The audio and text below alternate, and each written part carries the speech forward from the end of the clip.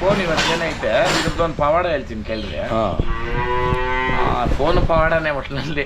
ಯಾಕಂತಂದ್ರೆ ಇದರಲ್ಲಿ ಎಷ್ಟೋ ಜನದ್ದು ಕಾಂಟ್ಯಾಕ್ಟ್ಸ್ ಎಲ್ಲ ಐತೆ. ಹೌದು ಹಣ ಬನ್ನೇರ್ಘಟ್ಟದು ಹುಡುಗನು ಹುಡುಗಿ ಎತ್ತಕೊಂಡಿದ್ರಲ್ಲ ತಮ್ಮಂದು ಮದುವೆ ಆಗಿ ನೆರವಿ ಇಟ್ಕೊಂಡಿದ್ರು ಕಬ್ಬಾಳ.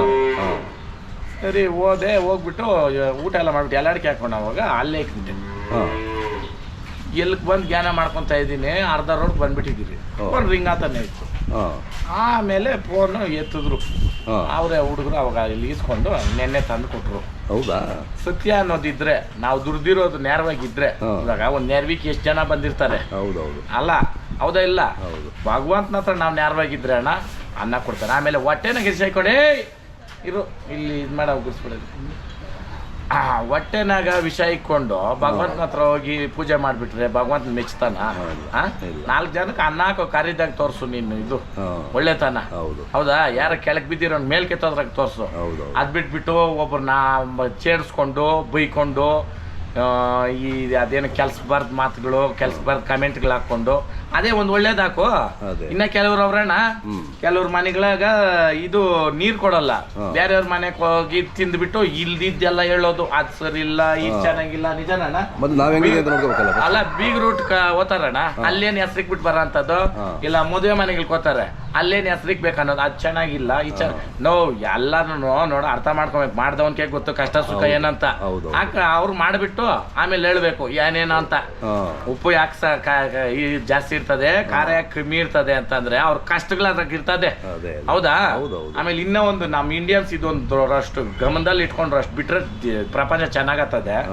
ಈ ಮದುವೆ ಅನ್ನೋದು ಕಾನ್ಸೆಪ್ಟ್ ಹೋಗಿ ಜಮೀನುಗಳು ಮಾರಿ ಮದ್ವೆಗಳು ಮಾಡಿ ಎಲ್ಲ ಅವು ಡೈವರ್ಸ್ಗಳಾಗಿ ಸಾಲಗಳು ಮಾಡ್ಕೊಂಡು ಇನ್ನು ಕೆಲವ್ರು ಅಂತೂ 35-40 ಪಾಪ ಹೆಣ್ಣುಗಳು ಕೊಡ್ದಿರ ಅವ್ರಕ ಈ ಗೌರ್ಮೆಂಟ್ ಜಾಬ್ ಅವ್ರೇ ಬೇಕು, ಇಂಥ ಆಫೀಸರ್ಗಳೇ ಬೇಕು. ಆಫೀಸ್ಗಳು ಎಲ್ಲ ಒಂದಿನ ಬಿದ್ದೋತದೆ. ರೈತನಿಗೊಬ್ಬನಿಗೆ ಇರೋದು ಗೊತ್ತು ಸಾಕ್ತಕ್ಕಂಥದ್ದು ತಾಕತ್ತಿರೋದು. ದಯವಿಟ್ಟು ಹೆಣ್ಮಕ್ಳು ಇರೋರು ದಯವಿಟ್ಟು ರೈತರ ಮಕ್ಳು ನೋಡಿ ವ್ಯವಹಾರಸ್ಥರು ನೋಡಿ ಕೊಡ್ರಿ. ಅಲ್ಲಣ್ಣ ಜಮೀನುಗಳು ಇರೋರನ್ನ ಚೆನ್ನಾಗಿ ರೈತರ ಮಕ್ಳು ಅನ್ನೋರ್ಕ ಪಾಪ ಕೊಡ್ರಿ. ಹೆಣ್ಣುಗಳು ಬೇಜಾರತ್ತದ ನಾವು ಊರುಗಳಿಗೆ ಹೋದ್ರೆ ಅಣ್ಣ ಇದ್ರ ಬಗ್ಗೆ ಮಾತಾಡೋಣ ಇದ್ರ ಬಗ್ಗೆ ಮಾತಾಡೋಣ ಅಂತಾರೆ.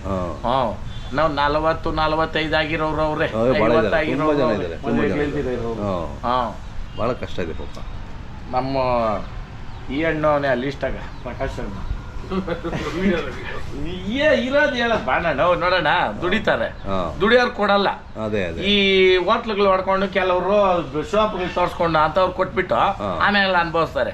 ನಮ್ಮೂರಾಗ ಒಂದು ಹೆಣ್ಣಕ ಸುಮಾರು ಹೇಳಿದ್ದು ಇವಾಗ ಅತ್ತೆ ಕಾಟ ಅಂದ್ಬಿಟ್ಟು ಊಟದ ಮನೆಗೆ ಬಂದ್ಬಿಟ್ಟು ಅವ್ರು ಏನ್ ಪ್ರಶ್ನ ಹಿಂಗೆ ವ್ಯವಹಾರಸ್ಥರು ನೋಡ್ಕೊಂಡು ಅಣ್ಣ ಮೇನ್ ಏನ್ ಗೊತ್ತಣ್ಣ ಒಬ್ರು ಮನುಷ್ಯನ ಯೋಗ್ಯತೆ ತಿಳಿಯೋದು ಅಕ್ಕಪಕ್ಕದ ಮನೆ ಹತ್ರನೇ. ಗುಟ್ಟಾಗ ಹೋಗ್ರಿ, ನೀವೇ ಹೋಗ್ಬೇಕನ್ನೋದೇನಿಲ್ಲ. ನಿಮ್ಗೆ ಬೇಕಾದವ್ರನ್ನ ಕಳಿಸಿ ಏನನ್ನ ಹೇಳೋದು ಅಕ್ಕಪಕ್ಕದ ಹೆಣ್ಣು ಕೊಡೋದಾಗ್ಲಿ ಗಂಡು ತಕೊಳೋದಾಗ್ಲಿ ಇಬ್ಬರಿಗೂ ಹೇಳ್ತಾ ಇರೋದು. ಯಾಕಂತಂದ್ರೆ ಭವಿಷ್ಯ ನಿಮ್ದು ನಿಮ್ ಕೈಯಲ್ಲಿ ಇರ್ತದೆ. ದಯವಿಟ್ಟು ಒಂದ್ಸಲಿ ಮದುವೆ ಅನ್ನೋದು ಅದು ಒಂದು ಮನುಷ್ಯನ ಒಂದು ಜೀವನದ ಒಂದು ಘಟ್ಟ. ಅದು ಆ ದೊಡ್ಡ ಘಟ್ಟ ನೀವು ದಾಟಬೇಕಾದವಾಗ ನಿಮ್ಗೆ ದೋಣಿಕ ತೆಪ್ಪಾಗಿ ಬರ್ಬೇಕು ಹೊರತು ದೋಣಿಗೆ ತೂತಾಗಿ ಬಂದ್ಬಿಟ್ರೆ ಸೆಂಟ್ರ್ ನಡೆದಾರಿನಾಗ ಡಮಾರ್ ಅಲ್ಲೇನಣ್ಣ? ಹೌದಾ? ಇಲ್ಲ. ಆ ಕಾರಣಕ್ಕೆ ಯಾವತ್ತೇ ಆಗಲಿ ಮೀನು ಮತ್ತೆ ನೀರು ಥರ ಇರ್ಬೇಕು ಸಂಬಂಧ. ಮೀನು ಹಿಡಿಯೋನು ಮೀನಾಗೋದ್ರೆ ಎದ್ದು ಗಡ್ಡೆ ಮೇಲೆ ಹಾಕೊಂಡು ಫ್ರೈ ಮಾಡ್ಕೊಂಡು ತಿಂದಾಕ್ತಾರೆ ಅಲ್ವಣ್ಣ? ಆ ಕಾರಣಕ್ಕೆ ದಯವಿಟ್ಟು ತಂದೆ ತಾಯಿಗಳು ನೀವು ಯೋಚನೆ ಮಾಡಿದ್ರೆ ಸೆಟ್ಲ್ ಆಗಿರಬೇಕು. ಇದಾಗಿರ್ಬೇಕಂದ್ರೆ ಓದೋದೇ ಅವ್ರಿಗೆ ಅಷ್ಟೋ ಇಷ್ಟ ಆಗಿರ್ತದೆ. ಕೆಲವರು ಓದಿರಲ್ಲ, ಓದಿರೋದು ಏನು ದುಡ್ಡು ಸಂಪಾದನೆ ಮಾಡಲ್ಲ ಅವನ್ನ. ಹೌದಾ? ಇಲ್ಲಣ್ಣ? ಅಟ್ ದ ಎಂಡ್ ಔಟ್ಪುಟ್ ನೋಡ್ರಿ, ಡಾಕ್ಟರ್ ಆಗಲಿ ಇಂಜಿನಿಯರ್ ಆಗಲಿ ಪೊಲೀಸ್ ಆಗಲಿ ಏನೇ ಆಗಲಿ ಔಟ್ಪುಟ್ ಬರೋದು ಎಷ್ಟು ಸಂಪಾದನೆ ಅಂತ. ಕರೆಕ್ಟ್ ಅಣ್ಣ? ಇವಾಗ ಓದಿರೋ ಇರೋರು ಲಕ್ಷಗಳು ಸಂಪಾದನೆ ಮಾಡೋರು ಕೋಟಿಗಳು ಸಂಪಾದನೆ ಮಾಡೋರು ಇಲ್ಲ. ಆ ಕಾರಣಕ್ಕೆ ದಯವಿಟ್ಟು ವ್ಯವಹಾರ ಮಾಡೋನ್ಕ ಕೊಡ್ರಿ, ಏನ್ ತಪ್ಪೇನಿಲ್ಲ. ಮುಂದೊಂದು ಕಾಲ ರೈತನಿಕ ಇರೋ ಗೊತ್ತು ಅದು ಗೊತ್ತಾಗ್ತದೆ. ಆಲ್ರೆಡಿ ಕೆಲವೊಂದು ಮುಟ್ಸ್ತಾ ಐತೆ. ರೈತರಿಗೂ ತೋಟಗಳು ಇರ್ತವೆ, ಹೊಲ ಇರ್ತವೆ, ಅವೆಲ್ಲ ಲೆಕ್ಕ ಹಿಂದಿನ ಕಾಲದ್ದು ರಿವರ್ಸ್ ಮಾಡಿದ್ರು. ಇವಾಗ ತಿರ್ಗ ಹಿಂದಿನ ಕಾಲಕ್ಕೆ ಓದ್ತೈತೆ ಕಾಲ. ಹೆಂಗೆ ತಿಪ್ಪೆ ನೋಡಿ ಕೊಡೋರಂತೆ ಹೆಣ್ಣುಗಳು, ವಾಮೆ ನೋಡಿ ಕೊಡೋರಂತೆ. ಇವಾಗ ತಿಪ್ಪೆ ವಾಮೆ ನೋಡ್ರೆ ರಿವರ್ಸ್ ಓಡು.